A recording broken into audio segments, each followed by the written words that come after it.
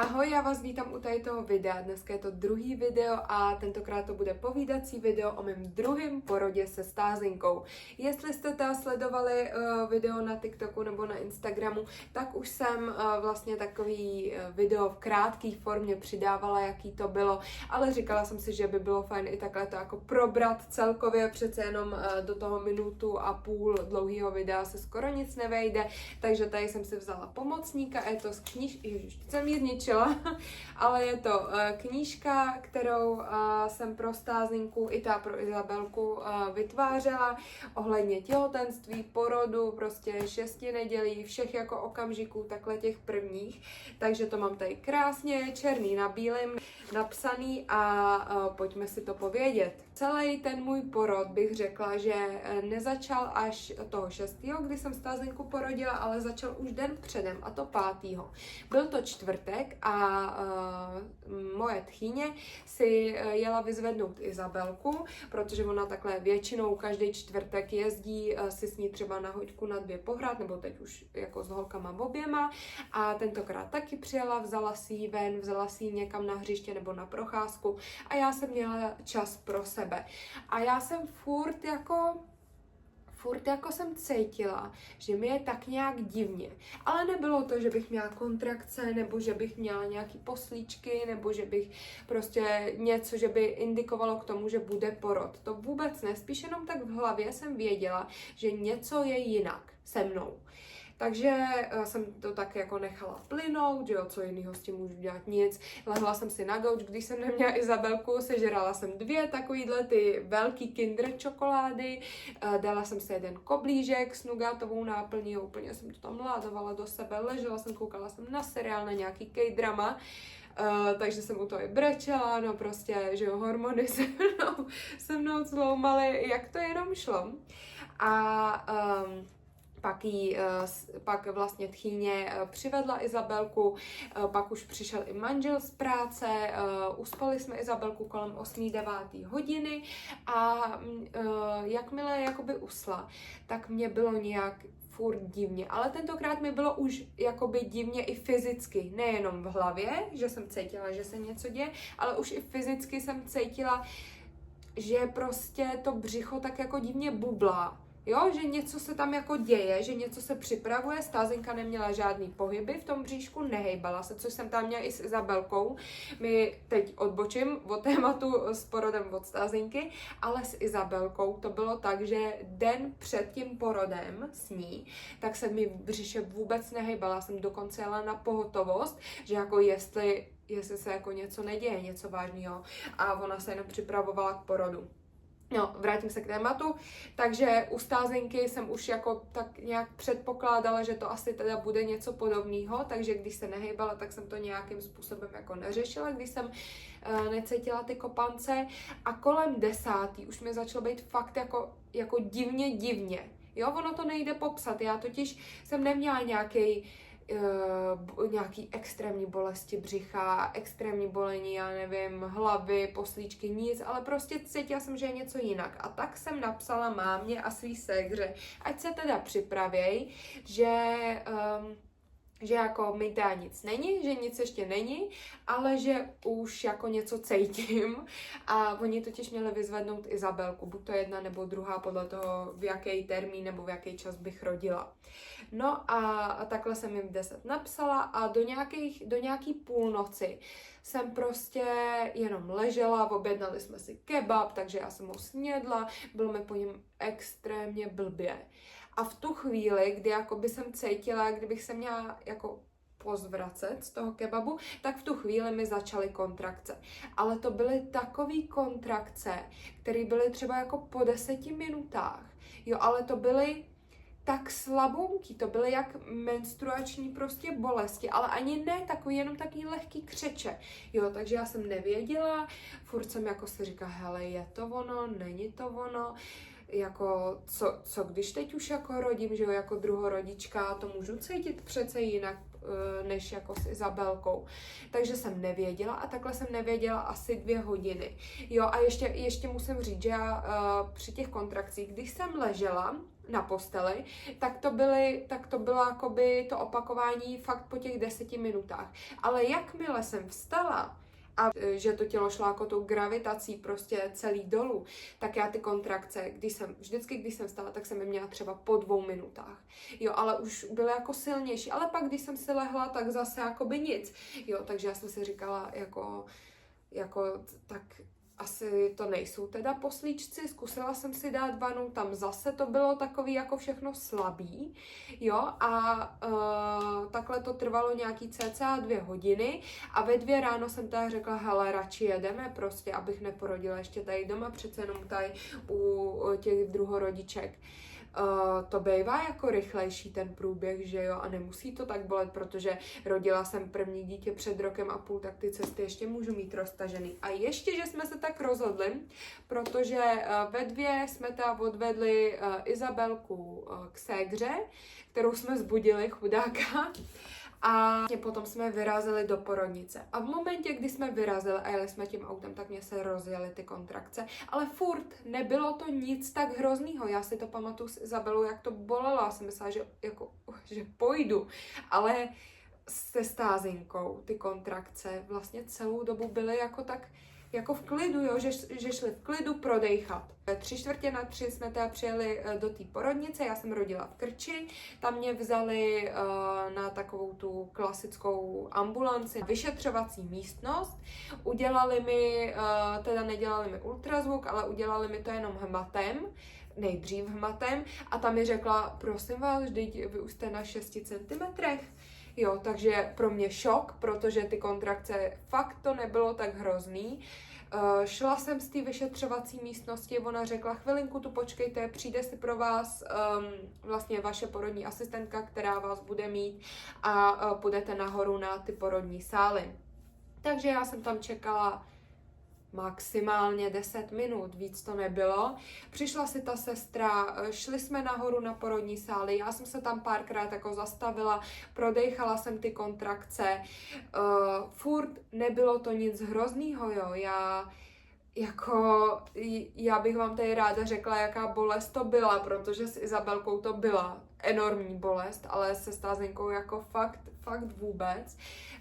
Přišla jsem tam, převlíkla jsem se, používala jsem to jejich erární nemocniční věci, takže jsem měla na sebe takovou tu bílou košili, jenom se zapínáním vzadu, potom pantofle a měla jsem sebou gumičku, s kterou jsem si svázala vlasy, aby mi nepřekážely a šla jsem na ten porodní sál. Když jsem přišla na ten porodní sál, tak mě ta porodní asistentka vyšetřila a tady mám napsaný, že jsem na porodní sál přišla ve 3:20 a ve 3:20, jak mě vyšetřila, tak už jsem byla, prosím vás, na 8 centimetrech. Takže já během těch 10 minut a během toho, než jsem došla nahoru do toho prvního patra po těch schodech, tak jsem se roztáhla o 2 centimetry, jo, a než jsem se převlíkla teda. Takže jsem požádala já ze své vlastní iniciativy o tu porodní asistentku, aby mi udělala klystýr. Načež mi bylo řečeno, že mi ho neudělá, že se bojí, že bych rodila do záchodu. Jo, takže to bylo pro mě velká a největší stresová situace z celého tohoto porodu, protože čeho já jsem se bála nejvíc bylo, že se při něm víte co, že se při něm prostě poseru při tom porodu a že to bude strašně trapný. A jelikož jsem neměla ani tak velký ty porodní bolesti, tak mi to celou dobu vlastně rezonovalo v hlavě, že já se prostě tady poseru se před mým manželem, poseru se před porodní asistentkou a že jak prostě hrozně trapná situace to bude. No každopádně, abych nepředbíhala, tak mám tady napsaný, že v 3:30 ráno, to znamená nějakých 10 minut po tom vyšetření, mě ta porodní asistentka poslala do sprchy, takže zase oproti Izabelce, já jsem se z toho míče, z toho skákacího míče nemohla ani zvednout u Izabelky, myslela jsem si, že tam na tom míči umřu s Izabelkou, tady se Stázenkou vůbec, já si ten míč užívala, já si na sebe pustila sprchu, takhle jsem si tam hopsala, říkala jsem si, ty vogy, to je úžasný, přišla kontrakce, já jsem takhle jakoby krouživě na něm jezdila na tom míči, úžasný, všem doporučuji, teď teda po té druhé zkušenosti, u Izabelky bych vám řekla, absolutně na to nelezte. A každopádně pak jsem se usušila, byly 4 hodiny ráno, takže byla jsem tam, já nevím, 20 minut, maximálně půl hodiny. Přišla jsem usušená, teda prodechala jsem si, pamatuju si, 1 kontrakci, lehla jsem si na lůžko a přišla porodní asistentka a říká, výborně, jste na 10 cm, můžeme ji tlačit. A já říkám, cože? Já jsem na 10 cm, vždyť ty kontrakce, fakt přísahám vám Bohu, to šlo prodejchat. To nebyly takový ty, kdy bych jako funěla, nevěděla jak dejchat, takový ta enormní bolest. Ne, tohle to bylo, že jsem si říkala, jo, ještě bych zvládla víc. A s Izabelkou jsem zvládla víc, to bylo mnohem horší. No, každopádně přesně nějak 4:0 něco, 4:05, 4:03 jsem teda začala tlačit. Tady mám napsaný, tlačila jsem 2krát hlavičku, vyšla ven krásně a pak ramínka, ty teda pro mě byly v tu chvíli složitější, ty jsem tlačila na 3krát a taky změna, neležela jsem na zádech, ale ležela jsem na boku. Takže jsem takhle ji teda vytlačila, dali ji na mě a úplná. S Izabelkou jsem to nezažila, ale tohle to byla úplná jako euforie. Jo, já fakt jako, já jsem jí porodila, měla jsem jí na sobě, ona teda byla hodně od toho másku a já jsem si říkala, i jsem to té porodní asistence řekla a řekla jsem jí, tyjo, já bych chtěla rodit znovu. A ona na mě kouká a říká, no já bych prostě hrozně chtěla. Takhle jsem měla na sobě, teď ona začala křičet, já se cítila jak já nevím, jak kdyby mě prostě polila duha. Si vlastně Stázenku ode mě vzali, zvážili ji, změřili, manžel u ní byl celou dobu, přestřili, ta samozřejmě pupečník, nechali ho dotepat, mě zkontrolovali, jestli nemám nějaký porodní poranění, měla jsem nějaký 2 nebo 3 kosmetický stehy, takže nic vážného, ale zase ty stehy mě bolely jako kráva, jo, bolelo mě to víc než ten samotný porod tady ten, takže mně přijde, že na to nedávají žádnou anestezii, vůbec nic. A potom Stázenku teda zabalili do dečky, nasadili jí takovou tu pruhovanou čepičku a dali mi ji na přisátí. A odešli, že nám nechají čas na bonding.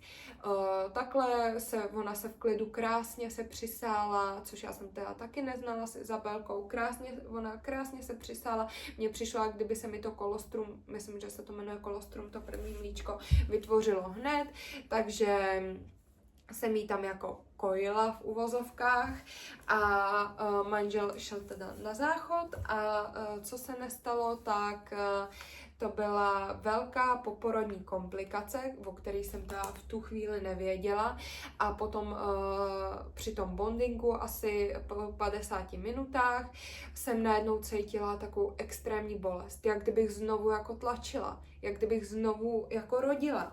Tak řvu na manžela, který teda sedí na tom hajzlu, že jako pojď sem, mě to hrozně bolí. A on, ježišimarja, co? Že jo, řve takhle ze záchodu, jako co se děje. Jsem myslel, že jako stresu kvůli nějaký zbytečnosti. A řekla jsem mu to jako znovu a na potřetí, hele, pojď sem, mě to fakt bolí, něco se děje, něco je špatně. A on přišel a ta židle, na který já jsem ležela, byla tady a tady byl ten záchod, jo, takže on jakoby přišel a hned viděl na mě. Já jsem tam měla roztažený nohy, abych jako to dejchalo všechno. No a on říkal, že otevřel dveře a kaluž krve.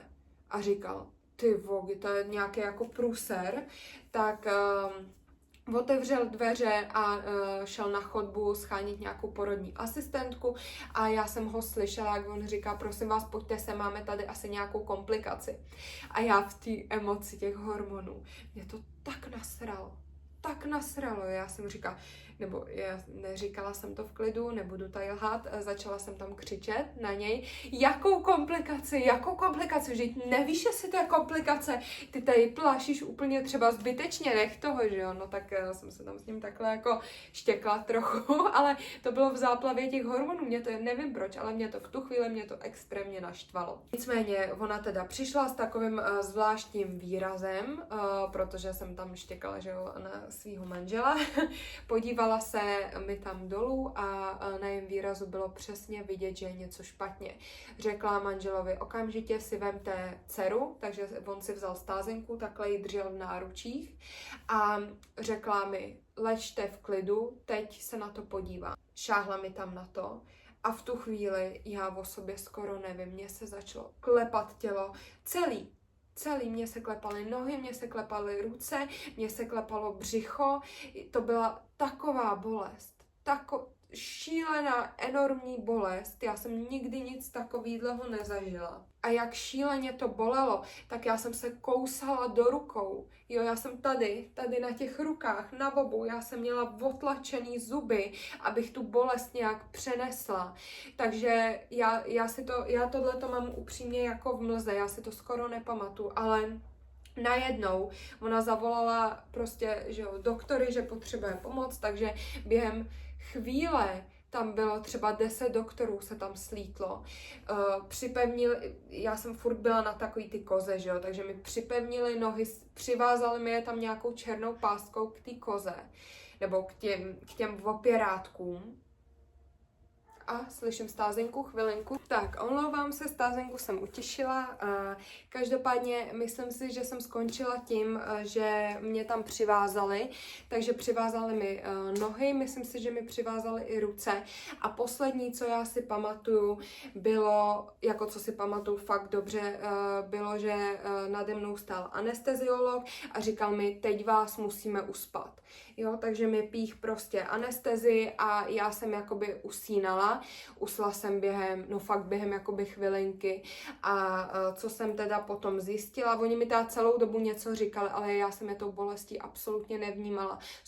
Vím, že mi zkusili dát ještě nadechat i rajský plyn, to vůbec to nepomohlo, to tu bolest absolutně jako neutišilo, takže pak mě teda uspali.